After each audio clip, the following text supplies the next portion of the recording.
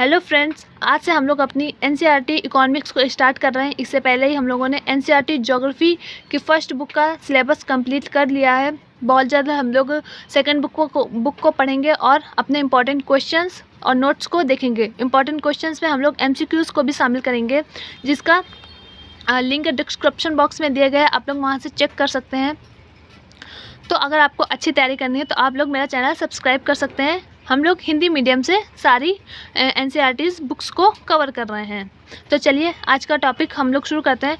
तो आज हम लोग समष्टि अर्थशास्त्र से शुरू कर रहे हैं, जिसमें हम लोग आज सिर्फ परिचय पढ़ेंगे, मतलब कि समष्टि अर्थशास्त्र क्या है।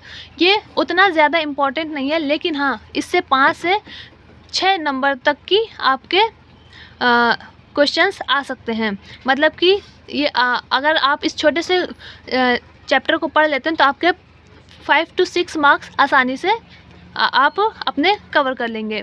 तो समष्टि अर्थशास्त्र हम लोग किसे कहते हैं? समष्टि अर्थशास्त्र वो है जिसके अंतर्गत हम लोग ऐसे विशाल समूहों का अध्ययन करते हैं जो संपूर्ण अर्थव्यवस्था को प्रदर्शित करते हैं। मतलब कि माइक्रो इकोनॉमिक्स, व्यष्टि अर्थशास्त्र में हम लोग क्या पढ़ते हैं? छोटी छोटी इकाइयों को पढ़ते हैं। इकोनॉमिक्स की छोटी छोटी इकाइयों को पढ़ते हैं, जैसे कि किसी फर्म में की प्रोडक्शन कितना है, मांग कितनी आ रही है, किसी मार्केट की मांग कितनी आ रही है, किसी वस्तु की मांग कितनी आ रही है, किसी वस्तु की कितनी पूर्ति करी जा रही है, या किसी फर्म का जो कीमत निर्धारण है वो कैसे हो रहा है। लेकिन समष्टि अर्थशास्त्र में हम लोग क्या करते हैं? हम लोग बहुत ही बड़े एरिया को ले लेते हैं। हम लोग कोई पूरा वर्ल्ड ले सकते हैं या कोई कंट्री ले सकते हैं, मतलब कि बहुत ही बड़े लेवल का इसमें हम लोग स्टडी करते हैं। इसमें कुल रोज़गार, जैसे कि इंडिया है, इंडिया में कितने लोग बेरोज़गार हैं, कितने लोगों को रोज़गार मिल रहा है, कुल आय, लोगों की कितनी आय है, किसमें से कितने लोगों की कितनी आय है, किसमें से लोगों की 5,000 तक ही सिर्फ आय है, उत्पादन कितना है पूरे देश का, पूरे देश की बचत कितनी है, जीडीपी कितनी है, एनएनपी कितनी है, ये सब हम लोग समष्टि अर्थशास्त्र में पढ़ते हैं। तो समष्टि अर्थशास्त्र को हम लोग माइक्रो इकोनॉमिक्स भी कहते हैं। तो माइक्रो हमारा किस लैंग्वेज से लिया गया है, तो आप लोग जब पेपर में आएगा, ये खासकर एमसीक्यू में आता है क्वेश्चंस, कि जो हमारा मैक्रो इकोनॉमिक्स है वो किस भाषा से लिया गया है। मैक्रो जो हमारा वर्ड है वो किस लैंग्वेज से लिया गया है। तो ये हमारा ग्रीक लैंग्वेज का वर्ड है, जिसका अर्थ है होता है जो मैक्रोज से लिया गया है। जो हमारा मैक्रो शब्द है वो हमारा मैक्रोज से लिया गया है, जिसका अर्थ होता है विशाल या व्यापक। जैसे कि मैंने बताया, समष्टि अर्थशास्त्र में बड़े पैमाने पर हम लोग कोई भी चीज़ को पढ़ते हैं, उसका एनालिसिस करते हैं। तो इस मैक्रोज का अर्थ होता है विशाल और या व्यापक। ये आपका शॉर्ट क्वेश्चन या एमसीक्यू में भी आ सकता है। तो हमारा दूसरा जो इम्पोर्टेंट पॉइंट है वो ये है कि जो हमारा मैक्रो इकोनॉमिक्स अस्तित्व में आया था, ये जेएम कीन्स लेकर आए थे।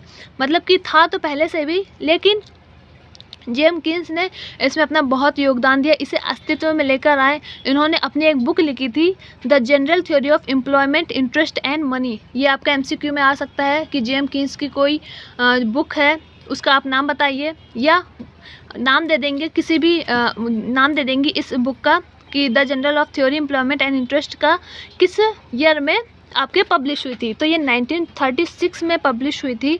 याद रखिएगा, बहुत इंपॉर्टेंट क्वेश्चन है ये, आपको आगे तक बहुत काम आएगा। तो इन्होंने इसमें बहुत ज़्यादा योगदान दिया था, इसी वजह से मैक्रो इकोनॉमिक्स हम लोग आज पढ़ते हैं, ये आज अस्तित्व में है। तो समष्टि अर्थशास्त्र की विशेषताएं क्या होती है? समष्टि अर्थशास्त्र समष्टि इकाइयों का अध्ययन करता है। समष्टि इकाइयों का अध्ययन मतलब बड़ी इकाइयों का अध्ययन, विस्तार से अध्ययन करता है। ये कोई पर्टिकुलर पर्सन या पर्टिकुलर फर्म का सिर्फ अध्ययन नहीं करता है, पूरे देश को ले सकता है ये, या पूरे वर्ल्ड को ले सकता है। जैसे मैंने बताया कि हम लोग अगर पढ़ेंगे कि इस कोई ए पर्सन है, उसकी आय 1,000 रुपये महीना है, तो ये हम लोग व्यष्टि अर्थशास्त्र में पढ़ेंगे। हम लोग समष्टि अर्थशास्त्र में क्या पढ़ेंगे कि ये इंडिया है, इसमें इतने लोगों की आय 5,000 तक है, इतने लोगों की आय 1,000 तक है, और इतने लोगों की आय 10,000 तक है। मतलब बड़ी इकाइयों का अध्ययन करेंगे। पूरी अर्थव्यवस्था को हम लोग इससे संबंधित करते हैं, संपूर्ण अर्थव्यवस्था से संबंधित होता है। जैसे मैंने बताया कि कोई इकॉनमी है, कोई कंट्री की इकॉनमी है, तो ये पूरी इकॉनमी से रिलेटेड होता है। मैंने बताया इतने की इनकम इतनी है, इतनों की इनकम इतनी है, और इतनों की इनकम इतनी है। इसमें हम लोग इस तरीके का अध्ययन करते हैं। समष्टि आर्थिक चर जैसे कि कुल मांग या कुल पूर्ति कितनी है या राष्ट्रीय आय कितनी है। समष्टि आर्थिक चर, बड़े आर्थिक चर जो हमारे जो मैक्रो जो हमारे इकोनॉमी फैक्टर होते हैं हम लोग उसको इनमें पढ़ते हैं। समष्टि अर्थशास्त्र के उपकरण कौन कौन से होते हैं? राजकोषीय नीति, मौद्रिक नीति या आय नीति।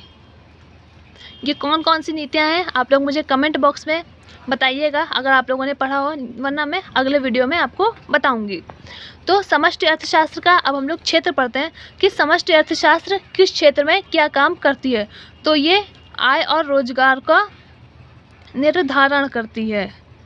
जैसा मैंने बताया कि कोई कंट्री है वहाँ पर समष्टि अर्थशास्त्र के जब सिद्धांत लागू करेगा जाएंगे तो ये बताएगा इतने लोग रोज़गार हैं, इतने लोग बेरोज़गार हैं, इतने लोगों को इनकम मिल रही है, इतने लोगों को इनकम नहीं मिल रही है, ये बिल्कुल खाली बैठे हैं। तो ये आय रोज़गार का निर्धारण करता है। मुद्रास्फीति या अपस्फीति, हम लोग देखते हैं कि कभी महंगाई बहुत ज़्यादा बढ़ जाती है, कभी महंगाई बहुत कम हो जाती है। इन सब चीज़ों का हम लोग इसमें अध्ययन करेंगे। व्यापार चक्रों हम लोग देखते हैं, ये स्फीति या अपस्फीति सही है कि व्यापार चक्र कभी कभी हम लोग शेयर मार्केट से समझ लेते हैं कि शेयर मार्केट कभी कभी बहुत हाइक जंप कर जाते हैं जबकि कभी कभी बिल्कुल लो आ जाते हैं, कोई भी उनमें एक्टिविटी नहीं होती है। तो इसमें हम लोग व्यापार चक्रों या आर्थिक उच्च वचनों की व्याख्या करते हैं। इसमें आर्थिक विकास को जाना जाता है।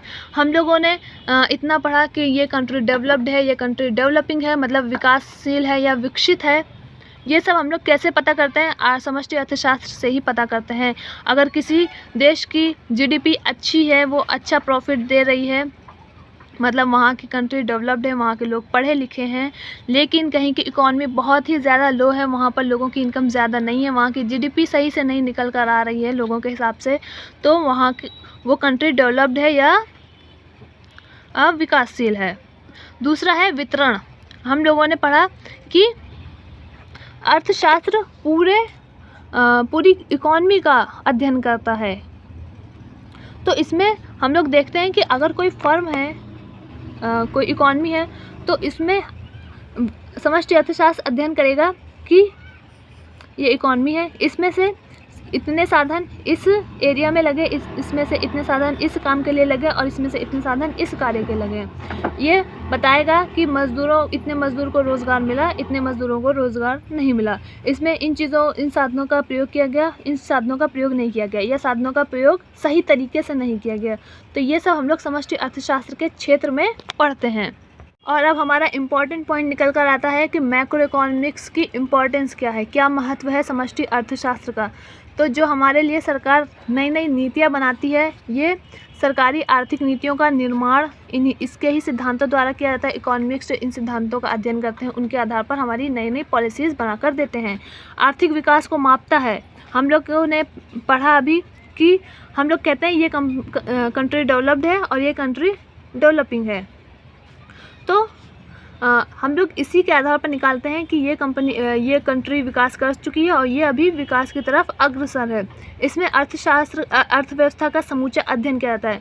इसमें कोई छोटी फर्म या कोई पर्टिकुलर पर्सन नहीं लिया जाता है, इसमें पूरी अर्थव्यवस्था को लिया जाता है, चाहे वो वर्ल्ड की हो, किसी देश की हो, या किसी पर्टिकुलर ऑब्जेक्ट की या कमोडिटी की हो। सूक्ष्म अर्थशास्त्र में सहायक, ये बहुत इंपॉर्टेंट पॉइंट है। जब हम लोग व्यष्टि अर्थशास्त्र या माइक्रो इकोनॉमिक्स को पढ़ेंगे, उसमें भी हम लोग पढ़ेंगे कि समष्टि अर्थशास्त्र में वो भी सहायक है। ये दोनों साथ में मिलकर चलते हैं कि अगर